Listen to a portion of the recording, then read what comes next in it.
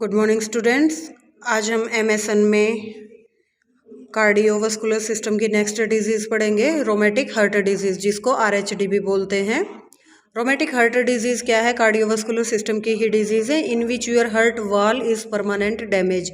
Rheumatic heart disease में क्या होगी, जो हार्ट की वॉल्स होती हैं वो क्या हो जाती है, परमानेंट डैमेज हो जाती हैं due to repetitive attack of rheumatic fever in childhood. यानी बच्चों के अंदर क्या है, रोमेटिक फीवर की वजह से बार बार अटैक आने की वजह से जो हार्ट की वाल होती हैं वो क्या हो जाती हैं, वीक होने की वजह से परमानेंट डैमेज हो जाती है एंड वाल ग्रेजुअली लॉस देयर फंक्शन, जिसकी वजह से जो वो वाल होती हैं उनका काम क्या हो जाता है, कम हो जाता है।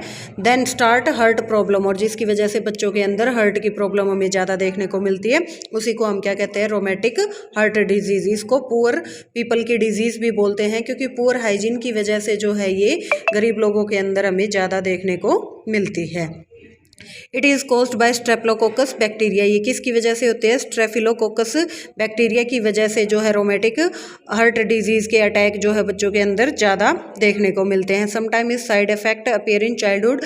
कई बार इस डिजीज़ के जो साइड इफेक्ट होते हैं वो क्या होते हैं, बच्चों में दिखाई देने स्टार्ट हो जाते हैं। Sometime appear about 30 year of age, और कई बार क्या है 30 ईयर के बाद जो रोमेटिक हार्ट डिजीज़ के सिम्टम्स है वो हमें दिखाई देने स्टार्ट हो जाते हैं। यानी पुअर हाइजीन की वजह से बच्चों के अंदर जो है हार्ट की वाल वीक होने की वजह से या रिपीटेटिव अटैक आने की वजह से रोमेटिक हार्ट डिजीज़ जो है वो बच्चों को हो जाती है। और कई बार साइन सिम्टम ना दिखाई दें तो 30 ईयर के बाद भी जो है ये डिजीज़ होने के चांसेस ज़्यादा होते हैं।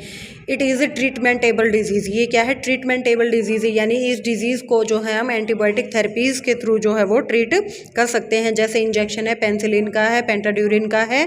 इसकी 1 लाख यूनिट जो है एवरी 3 वीक पे जो है हम बच्चों को देना स्टार्ट करेंगे तो क्या होगा, इस डिजीज़ के साइन सिम्टम को हम रिड्यूस कर सकते हैं। It is mostly affected 5 to 15 year of children. Mostly जो है ये क्या होती है, 5 से 15 साल के बच्चों के बीच में ज़्यादा दिखाई देती है।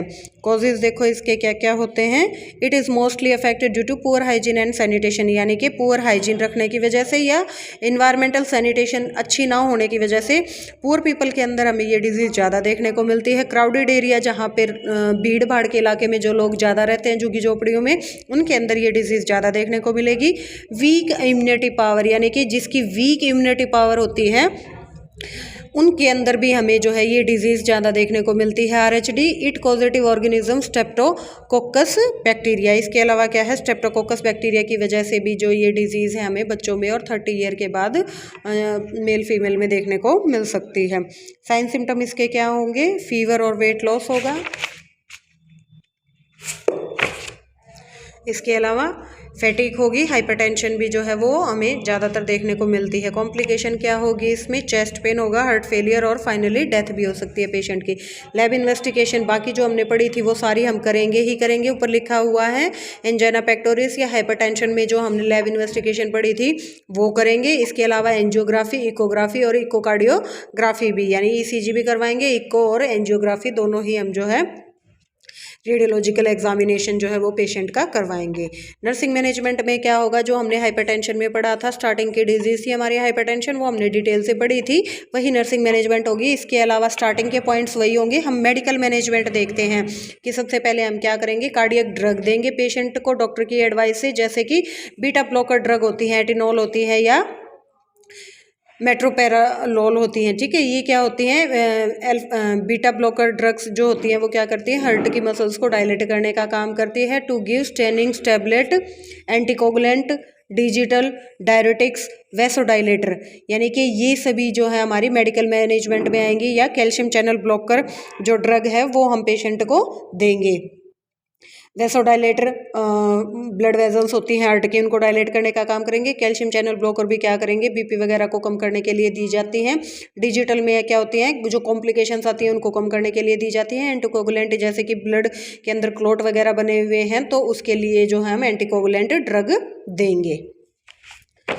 तो ये थी हमारी आरएचडी रोमेटिक हार्ट डिजीज़। इसके अलावा आज हम एक और डिजीज़ पढ़ेंगे, एंजाइना पेक्टोरिस। एंजाइना का मतलब क्या होता है? पेन, यानी हार्ट के अंदर जब चेस्ट पेन जो होना स्टार्ट हो जाता है। Angina pectoris is a disease of heart, यानी कि कार्डियोवास्कुलर सिस्टम की डिजीज़ होती है। In which sudden severe chest pain in the muscles of heart, heart की मसल्स में क्या होगा?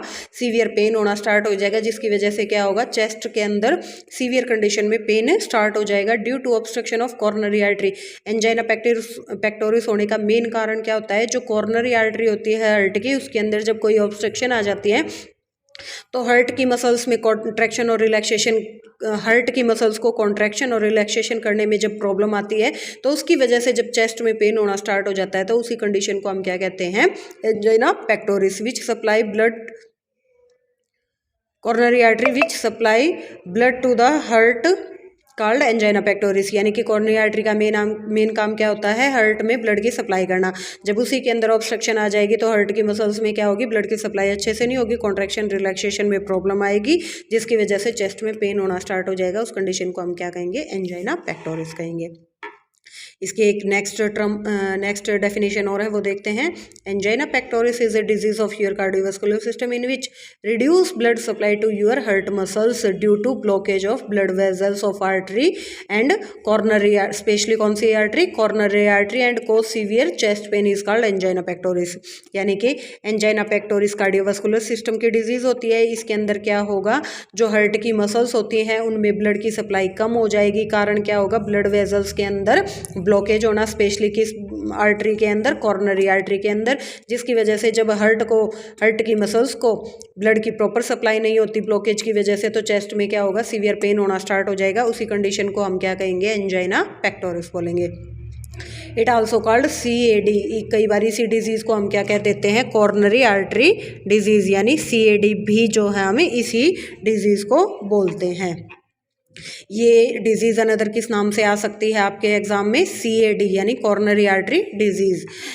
कॉजेज़ क्या होंगे इसके? इमोशनली स्ट्रेस में हो पेशेंट, ज़्यादा स्मोकिंग यूज़ करता हो, फिजिकल एक्टिविटी कम हो, फैटी फूड ज़्यादा लेता हो, थ्रोम्बोप्लास्टिन फॉर्मेशन, यानी कि ब्लड की जो आर्टरीज होते हैं उनके अंदर ब्लड क्लोटिंग फैक्टर जो है वो जमने स्टार्ट हो जाए, पेशेंट को हाइपर टेंशन रहता हो, या पेशेंट एल्कोहलिज्म का ज़्यादा यूज़ करता हो।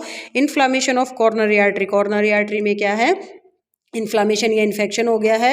हार्ट के अंदर क्या है? ब्लड की सप्लाई कम होने की वजह से, कॉर्नरी आर्टरी में फैट डिपॉजिट होने की वजह से अर्थरोस्क्लेरोसिस की प्रॉब्लम जब ज़्यादा देखने को मिलती है, या कोलेस्ट्रॉल जब आर्टरी के अंदर जमा होना स्टार्ट हो जाता है तो उसकी वजह से एंजाइना पेक्टोरिस जो है वो पेशेंट को हो सकता है। सिम्टम्स इसमें क्या दिखाई देंगे? Severe chest pain, pain is radiating, यानी कि इसमें क्या होगा? सीवियर चेस्ट पेन होगा और रेडिएटिंग होगा, यानी कि वो नेक से लेफ्ट आर्म तक रेडिएट होगा।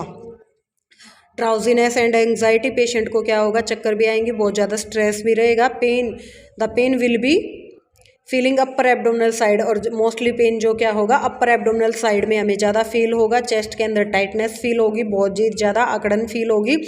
ब्रीथ भी क्या हो जाएंगी? शॉर्ट हो जाएंगी। परफ्यूज स्वेटिंग, ज़रूरत से ज़्यादा पसीना आएगा। स्किन पीली पड़ जाएगी। टच करने पे बहुत ज़्यादा ठंडी फील होगी स्किन। नोज़िया वॉमिटिंग भी कई पेशेंट्स में देखने को मिल सकती है। पैल्पिटेशन, यानी कि इरेगुलर या रैपिड पल्स रेट भी देखने को मिल सकता है। बीपी हाई और लो भी हो सकता है, और पेशेंट मोशनलेस भी हो सकता है, क्योंकि सीवियर कंडीशन में पेन जब पेशेंट सहन नहीं कर पाएगा तो उस टाइम पे उसकी एक्टिविटी क्या हो जाएंगी? बिल्कुल कम हो जाएंगी। कॉम्प्लिकेशन क्या होगी? पेशेंट को कार्डियक अरेस्ट आ सकता है एंजाइना पेक्टोरिस की वजह से, और फाइनली अगर हम टाइम पे ट्रीटमेंट नहीं करेंगे तो पेशेंट की डेथ भी हो सकती है। कितने टाइप का होता है एंजाइना पेक्टोरिस? स्टेबल और अनस्टेबल। स्टेबल में क्या होता है? हम रेस्ट करते हैं तो क्या हो जाएगा? पेन रिड्यूस हो जाएगा, उसको हम स्टेबल बोलेंगे। अनस्टेबल क्या होगा? Proper rest and sleep provide करने के बावजूद भी अगर एंजाइना पेक्टोरिस ठीक नहीं होता है, यानी पेन जो चेस्ट में हो रहा था वो कम नहीं होता है, तो उसको हम अनस्टेबल एंजाइना पेक्टोरिस बोलते हैं। लैब इन्वेस्टिगेशन क्या होगी? हाइपरटेंशन वाली होगी, इको होगी, एंजियोग्राफी होगी, और कार्डियक कैथेटराइजेशन भी कर सकते हैं। इकोग्राफी किस लिए होता है? आर्टरी के अंदर कोई ब्लॉकेज हो उसको फाइंड आउट करने के लिए हम क्या करेंगे? एंजियोग्राफी भी करते हैं। नेक्स्ट है इसमें नर्सिंग मैनेजमेंट और ट्रीटमेंट। हम पेशेंट को क्या करेंगे, फर्स्ट में क्या लिखा हुआ है, डाइटरी पैटर्न के बारे में बताया गया है। तो जो एंजाइना पेक्टोरिस वाले पेशेंट है उसको हम क्या करेंगे, हाई विटामिन डाइट देंगे, सॉफ्ट डाइट देंगे और पेशेंट को साल्ट बिल्कुल भी बंद कर देंगे, ठीक है, बिल्कुल बंद कर देंगे, रिस्ट्रिक्टेड कर देंगे। फैटी फूड को अवॉइड करेंगे क्योंकि फैटी फूड क्या होगा, कॉर्नरी आर्टरी में फैट को जमा करने का काम करेगा, जिसकी वजह से जो ब्लड की सप्लाई है वो हार्ट तक कम हो पाएगी। To maintain intake and output chart, हम क्या करेंगे, पेशेंट के इनटेक और आउटपुट चार्ट को मेंटेन करके रखेंगे। पर्सनल हाइजीन को मेंटेन करेंगे। टी एंड कॉफ़ी को अवॉइड करेंगे जहाँ तक पॉसिबल है। पेशेंट के हम क्या करेंगे, ये थे हमारे जो स्टार्टिंग के पॉइंट थे वो डाइटरी पैटर्न के थे। नेक्स्ट आ गए हमारे असेसमेंट में, हम क्या करेंगे, पेशेंट के वाइटल साइन को असेस करेंगे या मेंटेन करेंगे। पेशेंट को कभी अकेला नहीं छोड़ेंगे। पेशेंट के पास क्या करेंगे, इमरजेंसी कंडीशन में एक बेल भी उसको प्रोवाइड करेंगे ताकि पेशेंट को जो है ज़्यादा बुलाना ना पड़े या बोलना ना पड़े। To watch the patient of any next complication, हम क्या करेंगे, ऑब्जर्वेशन में हम पेशेंट को नेक्स्ट कॉम्प्लिकेशन के दौरान ऑब्जर्व करेंगे कि ट्रीटमेंट के दौरान कोई नेक्स्ट कॉम्प्लिकेशन जो है वो अराइज ना हो। To inform the doctor without delay for the emergency, अगर कोई भी इमरजेंसी कंडीशन देखने को मिल रही है तो हम क्या करेंगे, तुरंत डॉक्टर को कॉल करेंगे। To avoid the patient for cold exposure and contact, हम क्या करेंगे, पेशेंट को ज़्यादा ठंड में जाने से बचाने का काम करेंगे, यानी एसी वगैरह जो है वो क्लोज कर देंगे। नर्सिंग बैरियर मेथड्स का यूज़ करेंगे। अब आ गई एडवाइस। हेल्थ एजुकेशन में हम क्या करेंगे, पेशेंट को मेंटल स्ट्रेस रिड्यूस करने के लिए बोलेंगे, स्मोकिंग को अवॉइड करेंगे, पेशेंट को बॉडी वेट मेंटेन करने के लिए कहेंगे। Advice to patient protect himself from infection, और पेशेंट को क्या एडवाइस देंगे या क्या हेल्थ एजुकेशन देंगे कि वो अपने आप को इन्फेक्शन से कैसे बचा सकता है। पेशेंट को हार्ड वर्क, रनिंग और वेट लिफ्टिंग के लिए मना करेंगे। पेशेंट को एल्कोहल के लिए भी मना करेंगे कि ये सब चीज़ें जो है वो पेशेंट यूज़ ना करे। तो इसमें हमारे, मैंने परसों आपको कल मैंने आपको बताया था कि किस तरीके से हम जो है नर्सिंग मैनेजमेंट लिखते हैं मेन हेडिंग डाल करके। तो स्टार्टिंग में हमने डाइटरी पैटर्न कर लिया, असेसमेंट कर ली, हेल्थ एजुकेशन कर ली। Most of heart attack, chest pen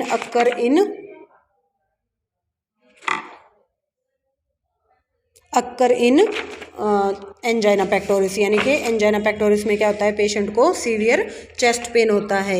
जो एंजाइना पेक्टोरिस का ट्रीटमेंट होगा वो 2 टाइप का होगा, मेडिकल और सर्जिकल। मेडिकल ट्रीटमेंट में हम क्या करेंगे, सबसे पहले पेशेंट को कंफर्टेबल पोजीशन, पेशेंट की history, physical condition, psychological support, Fowler position, ये हमने जो पीछे पढ़े थे वही आएंगे। सिर्फ मेडिकल में हम क्या करेंगे, टर्म्स का याद रखेंगे, जैसे नाइट्रोग्लिसरीन है वो सबलिंगुअल देंगे हम पेशेंट को, सार्बिट्रेट देंगे, पेन किलर देंगे, एंटी हाइपरटेंसिव ड्रग देंगे, कार्डियक मॉनिटर को ऑब्जर्व करेंगे। तो ये सब हम क्या करेंगे, मेडिकल मैनेजमेंट में लिखेंगे। नेक्स्ट आएगा हमारा सर्जिकल ट्रीटमेंट। सर्जिकल ट्रीटमेंट में क्या होंगे, ओपन हार्ट सर्जरी करेंगे या हार्ट बाईपास सर्जरी करेंगे। ओपन हार्ट सर्जरी में क्या होता है, open heart surgery is a cardiovascular procedure, यानी ओपन हार्ट सर्जरी क्या है, एक सर्जिकल प्रोसीजर होता है इन विच कार्डियक सर्जन क्या करता है, रिब्स में कट लगा के हार्ट की सर्जरी के लिए, जैसे वाल का डिफेक्ट है, कॉर्नरी आर्टरी का डिफेक्ट है, हार्ट की मसल्स को रिपेयर करना है तो उसके लिए क्या करेंगे, एक machine, that time a machine working as a artificial heart till surgery, यानी सर्जरी तक एक मशीन क्या करेगी, आर्टिफिशियल हार्ट की तरह पंपिंग करने का काम करेगी। Your natural heart lungs are not natural function, इस टाइम पे ओपन हार्ट सर्जरी में जो लंग्स और हार्ट है वो प्रॉपर अपने नेचुरल फंक्शन नहीं कर पाएंगे, they are under control by the machine. जो हार्ट के काम होते हैं वो जब एक मशीन के द्वारा परफॉर्म किए जाते हैं उसी को हम क्या कहते हैं, ओपन हार्ट सर्जरी कहते हैं। नेक्स्ट है heart bypass surgery. Bypass surgery क्या होती है, ये भी कार्डियोवास्कुलर सर्जरी होती है, या हार्ट का एक सर्जिकल प्रोसीजर होता है जो सर्जन के द्वारा परफॉर्म किया जाता है। Take blood vessels from another part of your body, इसमें क्या किया जाता है, ब्लड वेजल्स के द्वारा क्या है, बॉडी के अदर पार्ट में ब्लड की सप्लाई की जाती है। रिप्लेस डैमेज कॉर्नरी आर्टरी, और क्या किया जाता है, जो आर्टरी हार्ट की डैमेज हो चुकी है उसको रिप्लेस कर दिया जाता है, to supply proper blood to the heart, ताकि वो हार्ट को प्रॉपर ब्लड की सप्लाई कर सके। The patient is put on artificial heart, इसमें क्या करते हैं हम, आर्टिफिशियल हार्ट भी पुट कर सकते हैं during operation in heart, that is called heart bypass surgery, उसी को हम क्या कहते हैं, हार्ट बाईपास सर्जरी कहते हैं। पोस्ट ऑपरेटिव केयर हमने पहले पढ़ ली थी, बाकी सभी चीज़ें जो है हमने पोस्ट ऑपरेटिव केयर वाले ही इसके अंदर लिखनी है। तो आज हमने 2 डिजीज़ किए हैं, ये दोनों ही डिजीज़ क्या हैं हमारी मोस्ट इंपॉर्टेंट है।